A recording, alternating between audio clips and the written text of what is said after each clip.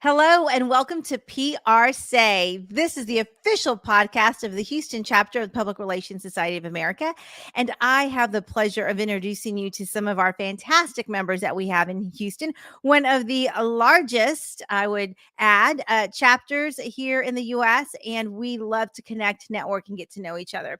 So I am thrilled to bring to you two members of a really outstanding team here out of the Houston chapter in just a second. But before I bring them on, I want to make sure we take care of some housekeeping.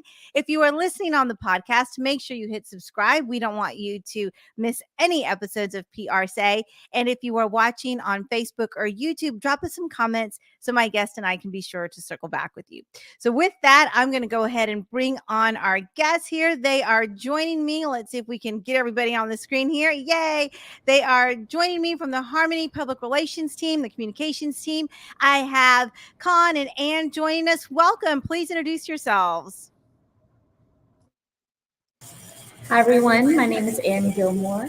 I am the District Community Partnerships for Harmony Public Schools Central Office, and this is my 12th year with Harmony Public Schools. Hi, everybody. My name is Kaan Camuz, and I have been with Harmony since the beginning, since 1999.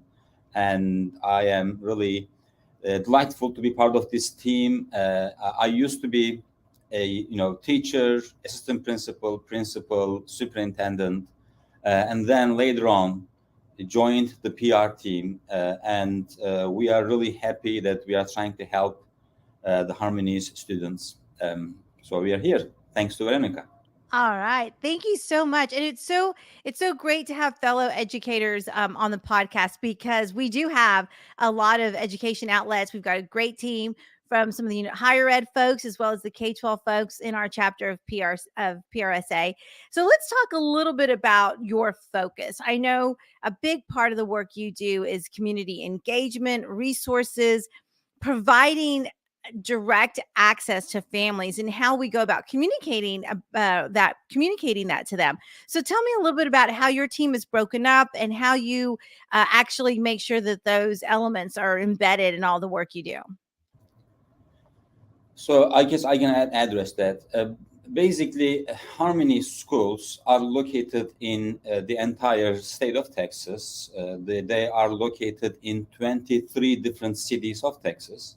So our target audiences, in terms of community outreach, you could say that we are trying to connect with the communities in these 23 different cities of Texas, and accordingly, since all the politics are local and all the community engagements are also local, so we have local people doing this community outreach in these different locales.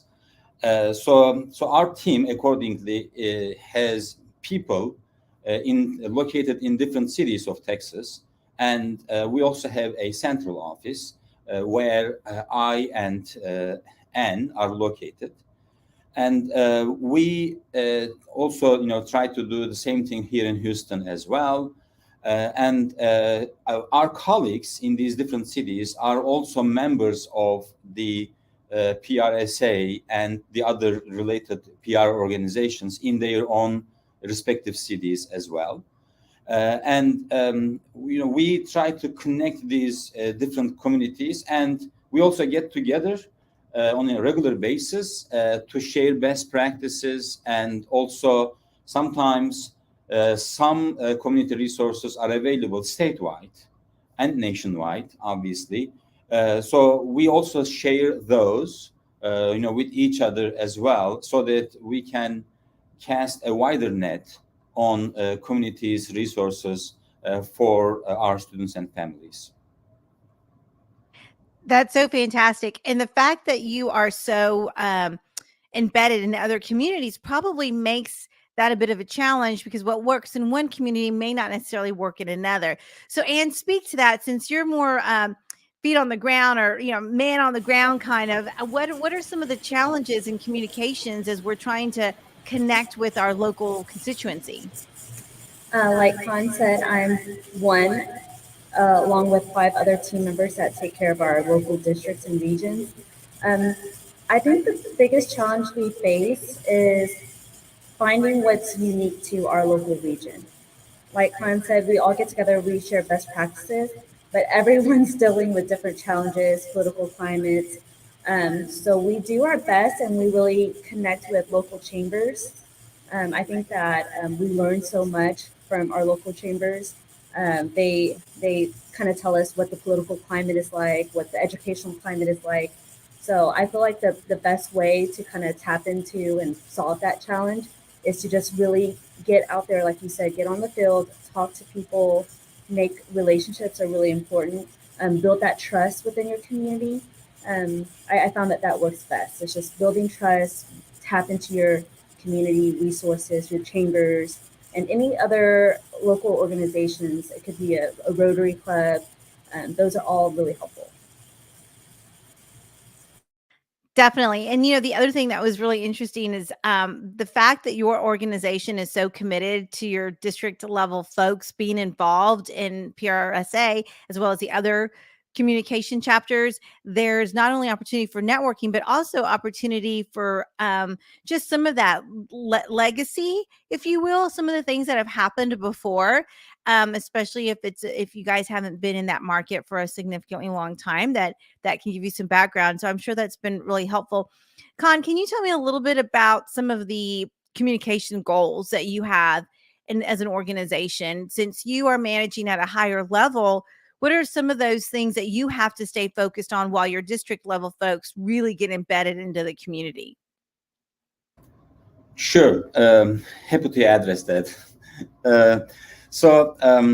First of all, we always remember that we serve students and families, and we try to shape our entire PR department and PR efforts around that thought and around those needs.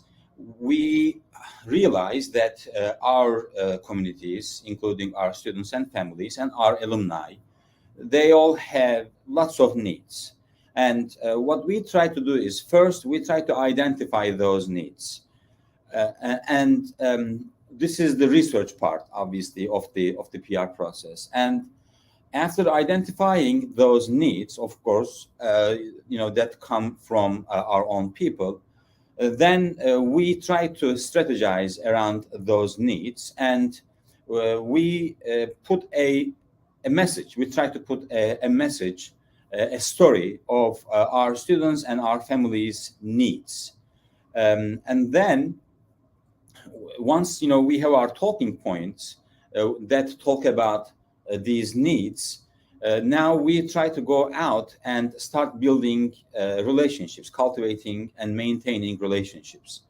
And this is very obvious, and this is very needed in today's world. Yes, social media and the media are quite important in terms of spreading these news. But we also believe that the human-to-human interactions and those types of in-person relationships between people and between the organizations are very, very important as well. So after taking care of the communications side of all these efforts, which is the social media coverages, etc., we also try to go out and make these human-to-human connections. We also try to work with the influencers, the community leaders, and tell them our students and our families' stories and their needs using different channels. Human-to-human channels, and also using so many other communications channels. And another channel that we use is we try to bring these people to our campuses. And when we bring them to campuses and have them speak to the families, the students, the teachers, the alumni, and our community partners, they all see the need in a much better setting. And then now bringing those community resources for those people in need becomes easier. Yeah, and I love that connection that you just made. And you said something I think that's really important for us to take note of as communicators. You have to essentially meet people where they are. Bring those services to them sometimes. And so because you're leveraging personal relationships with those organizations and those resources, it's probably much easier to make that connection happen for your families than in traditional form, right? I mean, that's probably got to make it so much easier for your families and ultimately your students. Yeah, definitely. Another tool, if you will, that we try to use is, of course, we have events, lots of events, and we have our own statewide initiatives. And through those events and statewide initiatives, we also try to connect communities with our school communities, resources, organizations with the school communities, and they can come and see through these campaigns and events, what we are, what we are really trying to do. And our organization's focus, which is STEM education, by the way, STEM education is our bread and butter, and also character education. How, as a school community, we try to increase the quality of the community's, character. And when people come and see this really in place, they are willing to help more. Right. I may try to give an example. And there have been so many different examples of this happening in our school communities, obviously. But one example was what happened in one of our Austin schools. One of our initiatives was, we started participating in esports. As a way for our students to express themselves, in the e-space. But then, the program was struggling a little bit because we just like all the other programs, that program also needed funding, and because we want to support teachers, we want to support the sponsors who are supporting the program, and one day, we brought the Texas Workforce Commission into our campuses, and then the people of the Texas Workforce Commission, and then they came and then they saw our entire operation regarding how our program for the esports participation works, and then they realized that they were about to give some money for these types of programs, and then in their money giving program, they did not include the charter schools. And after seeing what kind of offerings we have in our schools and witnessing it firsthand, they went to their own board meeting, and then in the board meeting they made a decision to give this additional funding support to all of the charter schools in the state as well, including us. So that is one example of us combining our efforts, and to bring community resources for our students and families. Oh, that's a great example, and we all need to be doing more of that. So I love how you incorporated all of those strategies and to make a big difference for your students. And so, Kaan, we had an opportunity to hear your journey of coming out of the classroom and matriculating up through administration, but Ann, we haven't heard yours. So tell us how you got into PR and how you got into school PR. Sure. So I started off teaching elementary science for 2 years, and then I slowly kind of worked up to science department chair, and then eventually found my way into the school administration, being an assistant principal. And being an assistant principal, you have to work with your community, you have to work with your parents, all stakeholders. So when I was an assistant principal, we started bringing in literacy initiative and programs, working with our local sports team, the Houston Rockets. And we built a literacy program in a partnership with that. And I was like, this is so much fun. Like I'm able to connect with the community. I'm able to bring in resources for our students, and just kind of seeing the impact that made, not only academically, but their social and emotional well-being. So I really enjoyed doing that. And I was like, I wish I could do this more and full time. And eventually, a district position opened up for director of community outreach. And so I started doing that. And 8 years later, here I am, still getting Here to you do what I are. love.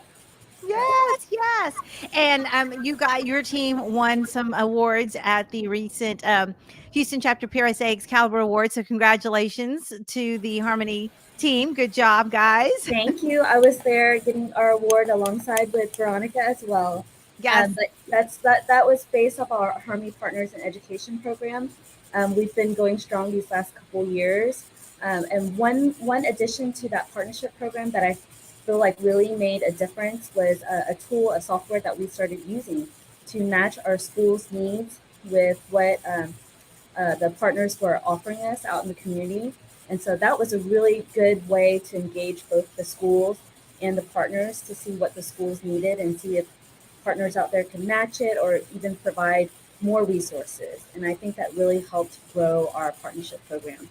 Yeah. Oh, I'm sure it did. That's fantastic. Anytime you can automate it and make it easier for anyone. Yes. Yes, good job. Well, I just applaud the work that you're doing. I so enjoyed getting to know you guys, and I hope that as you are out and about engaging with other PRSA members, that you tap into them and their resources to see how they can help you improve what's happening on your campuses, because I think you guys are doing a great job. Please say hi. And it's like Veronica says, it's important for us to all work together. I mean, we're all trying to serve the community. We're all trying to help kids grow academically and emotionally. So it's all about the kids. Education is key. So please help us help the community. I love it. Thank you guys so much. Kaan and Ann, it was a joy having you on PRSA, and I look forward to see you guys in person. Thank you so much, Veronica. Very nice to see you. You bet. All right, that wraps up this episode. Make sure you connect with our friends there at Harmony. They are a great team. They've got great communicators doing fantastic things for kids. So when you are out and about at our Houston events, make sure you say hello. We were going to go ahead and wrap up this episode of PRSay. If you are listening on the podcast, make sure you hit subscribe. And if you're watching on Facebook or YouTube, tag us and let us know that you're watching.